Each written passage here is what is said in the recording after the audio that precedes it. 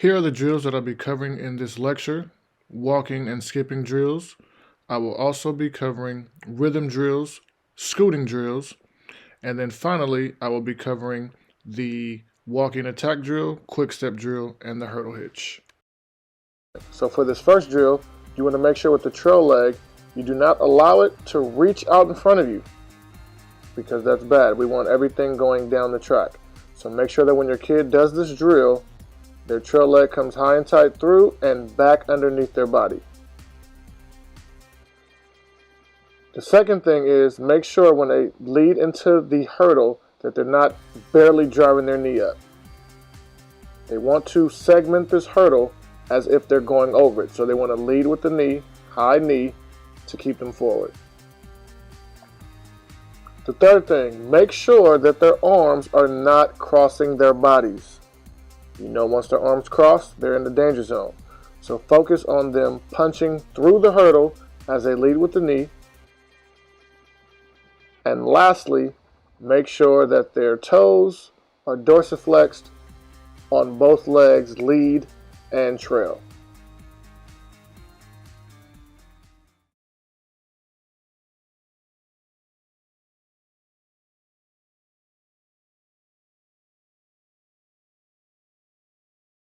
You're doing this early on because you don't want them reaching for hurdles. This is how you initiate the rhythm of hurdling into your athletes. On these walking drills, make sure that you're focusing on the 4 components of great hurdling. Be active with your arms, and make sure that you complete these drills on both sides. Another thing that you want to emphasize is the 1, 2, 3 of the arm swing in between the hurdles so that they understand how it feels to run in between even though they're walking. So there will be several things that you're looking for during this drill. Obviously the 4 components, making sure that their arms are active in between, that their arms are tied to their body, that their shoulders remain square while they're doing the drill, meaning that their shoulders and their hips are always facing the direction that they're going, and that their hips stay tall while they're pulling their trail leg through the hurdle. You will notice that all of the athletes are using their arms actively in between the hurdles. Some you may want to emphasize that they need to pump a little quicker so that they're not moving so slow, but you want them to get used to moving their arms actively even when they're walking through these drills.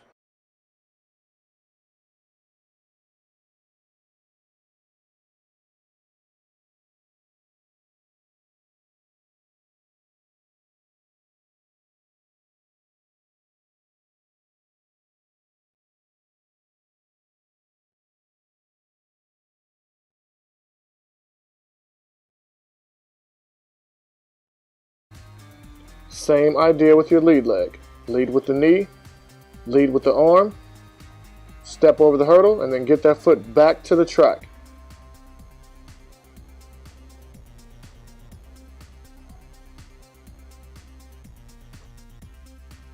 Now here you have the same idea as the trail leg, but the only difference is here with the lead leg, you want to really emphasize as the knee steps up, it needs to drive straight down back to the track, which actually propels them forward to the next hurdle.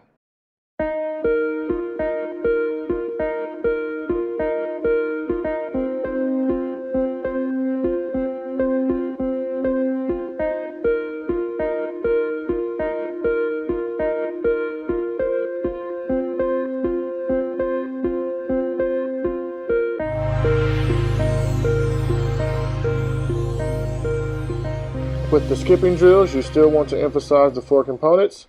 The only difference is it's a little more rhythmic, but it's the same idea. Execute, execute, execute. Now for this drill, you're still looking for the 4 components: tight arms, making sure that their body is square, and rhythm. Now this drill can actually be done with or without resistance, as you see here. And same thing, you want to pull that trail leg high and tight and get it right down underneath your hips.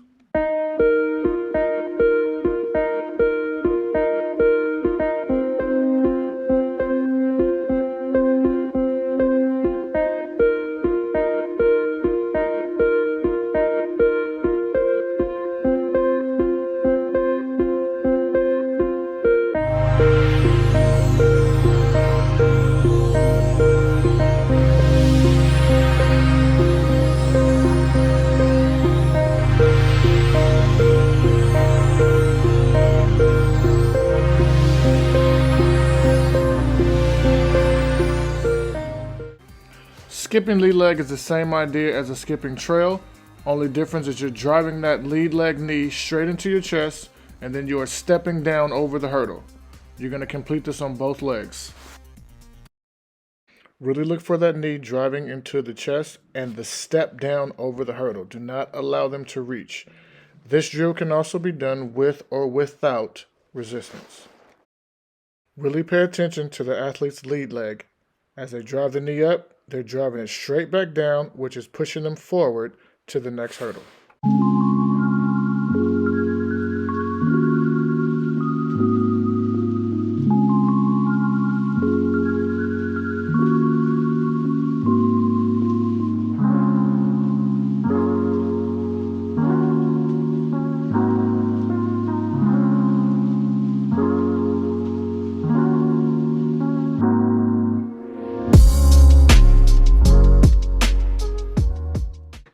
The next drill are rhythm, trail, and lead leg drills.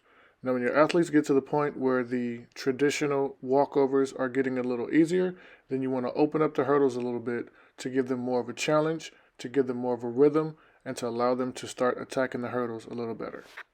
The distances between these drills, for younger athletes, their hurdles are 8 feet apart, and for older athletes, they are 10 feet apart, so that they're not cutting off their steps and that their rhythm is continuing through to the next hurdle. What you're looking for is rhythm, quickness, and that the hips are moving through, as I just said. This drill looks like a skipping A drill, but what you are looking for is the trail leg to come over the hurdle, high and tight, 4 components, back to the front into sprint position, and they're going to get that foot right down under their hips, moving to the next hurdle. Just as every drill that we've talked about so far, you want to make sure that they complete this drill on both legs as well.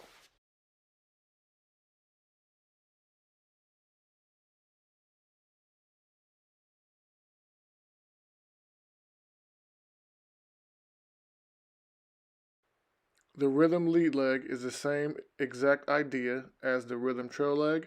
The only difference is they're driving that knee straight up into their chest, over the hurdle, right back down into the track, getting that foot under their hips.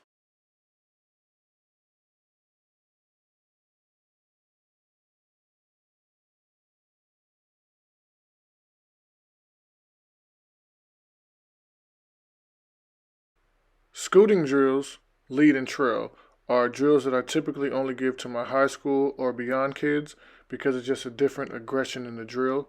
So for this drill, the hurdles are either 10 feet apart or 15 feet apart, depending on if you're doing the 3-step version or if you're doing the 1-step version, as I'll show you now. Here is the 3-step version of the scooting drill. As you can see, it's a 1, 2, 3 trail leg, 1, 2, 3 trail leg, and you continue that for the amount of hurdles that you have for your particular drill. These are 15 feet apart. And for the 1-step version, it's just a little more aggressive. 1 step, push through to the next hurdle, active arms, and you're looking for the 4 components of good hurdling. And the same idea for both the scooting lead 3-step and 1-step.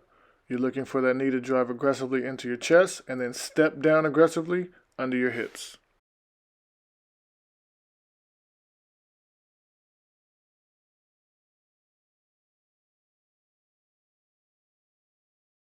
The next drill is called walking attack drill. This is one of my favorite drills to teach any hurdler, whether they're beginner or elite. This can be done either over the top of the hurdle or it can be segmented on the side. The hurdles can be 8, 10, 12, or 15 feet apart depending on what you're doing for that day. So what you're looking for in a walking attack drill is obviously the 4 components. That's what I'm going to beat into your head from here on out. And you're also looking for an aggressive cut step. Now what is a cut step? A cut step is where the trail leg pushes under the hips before ascending into the hurdle. So what does that mean? That last step before your athlete takes off into the hurdle, they're going to really put it under their hips, which is going to push them through the hurdle. As you can see here, her foot gets directly under her hips, which pushes her to the hurdle. You want them to really emphasize that step going into the hurdle. Here is a segmented version where the athletes are only going over the side with their lead leg.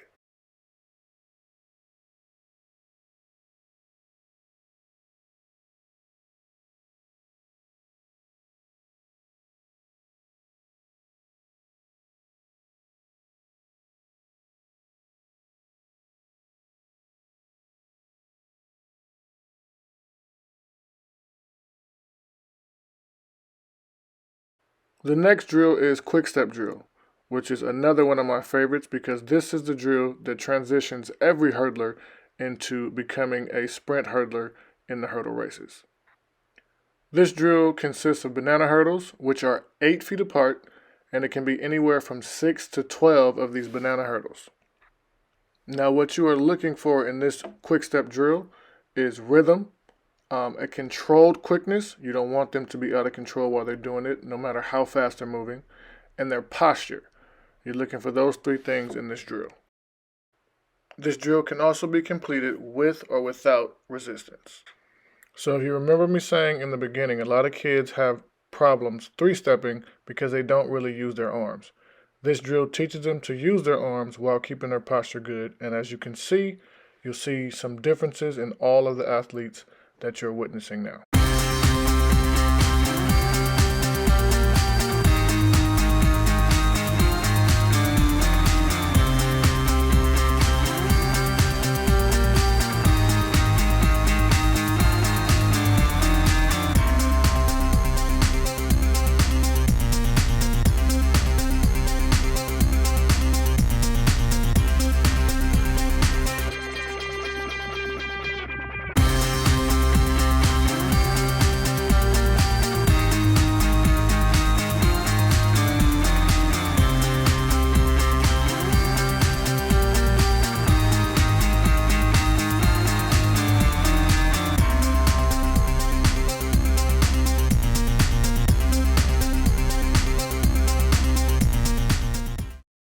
And finally, we have the hurdle hitch. Now, the hurdle hitch consists of 3 different versions. There's a regular version, a segmented version, and an extended version. The distances between the hurdles really don't matter. It could be random, or if you want to have a distance, it could be anywhere from 8 to 15 feet apart. What you are looking for in this drill is you want to make sure that your athletes are running off of the hurdle with their arms, that they have a very explosive trail leg when they are taking off from the ground, that they pull it high and tight, it comes all the way back to sprint position, and they drive it under their hips. If your athletes are doing this drill correctly, it's going to literally appear as if they're pushing themselves forward to the next hurdle. This is the traditional hurdle hitch. They're going to rain dance, then hang the lead over, pulling the trail leg through, driving it down. As you can see, if you really pay attention, you'll see that as they pull their trail leg through and drive it under their hips, it literally pushes them forward.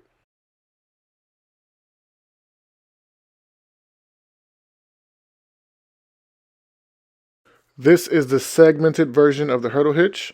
They're just simply going to hang their lead leg over the side of the hurdle and pull their trail leg over the side of the hurdle.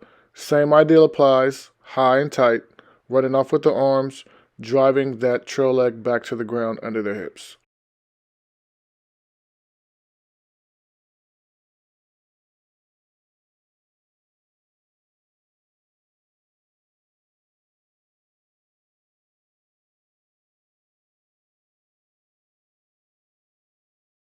And finally, the hurdle hitch extended. This drill is the same idea, but this really teaches them to pull that trail leg through and run off of the hurdle.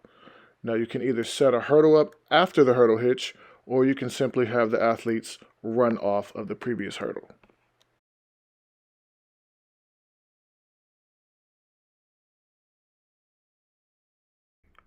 So now we're going to get into teaching kids how to 3-step.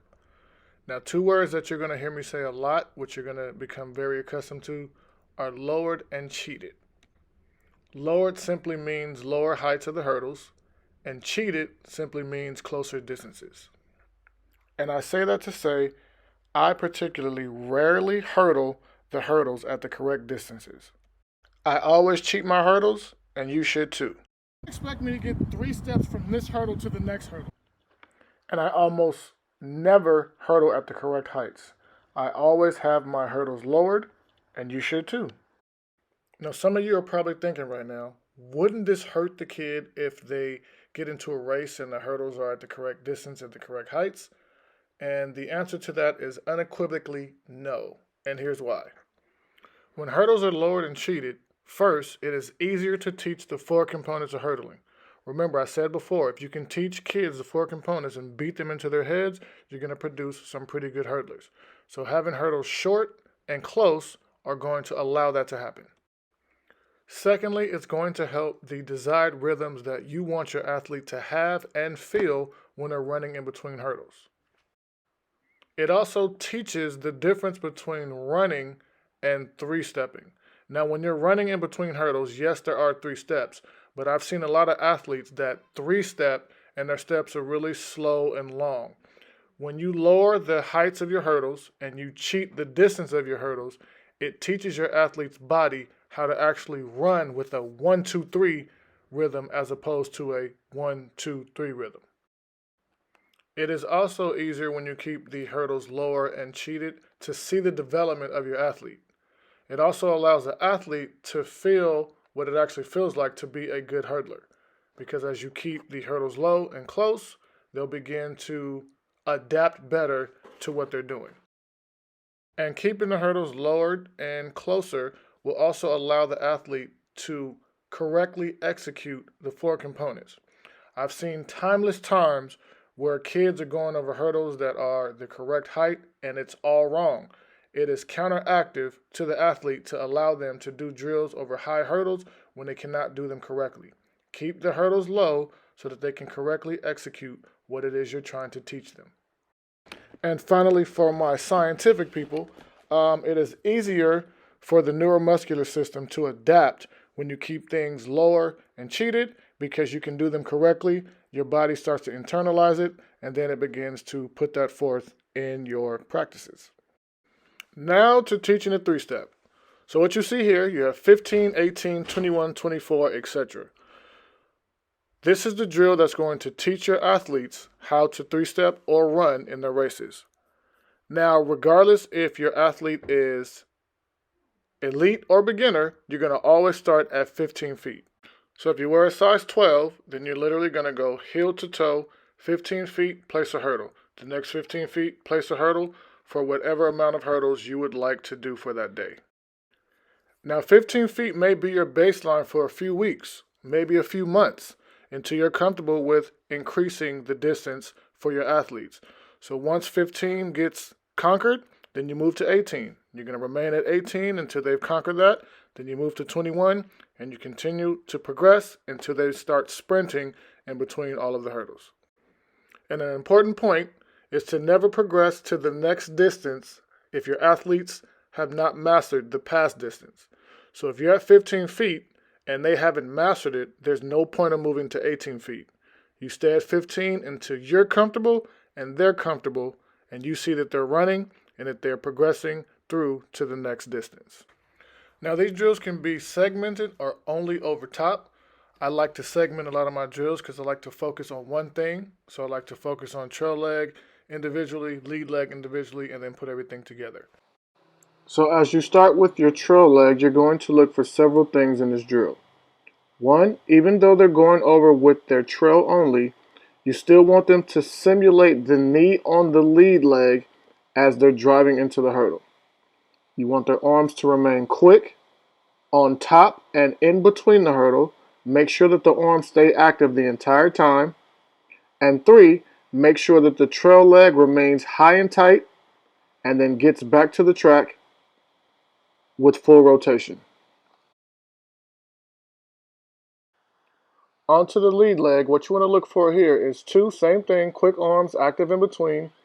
But now with the lead leg, you want to make sure that as your athlete drives it up, you want to make sure that they do not extend their leg. Help them fight to keep that leg bent so that when they drive it over the hurdle, they're literally stepping over the hurdle. So really emphasize keeping that leg bent and then driving it back to the track aggressively. The trail leg is just going to simulate sprinting motion. So as soon as you drive your lead leg down, your trail leg will just pop forward as if you're sprinting. And for over the top, we are simply putting everything together. Lead leg, trail leg, all together, quick in between. Lead with the knee, trail leg high and tight, driving back to the track, making sure you're completing the rotation.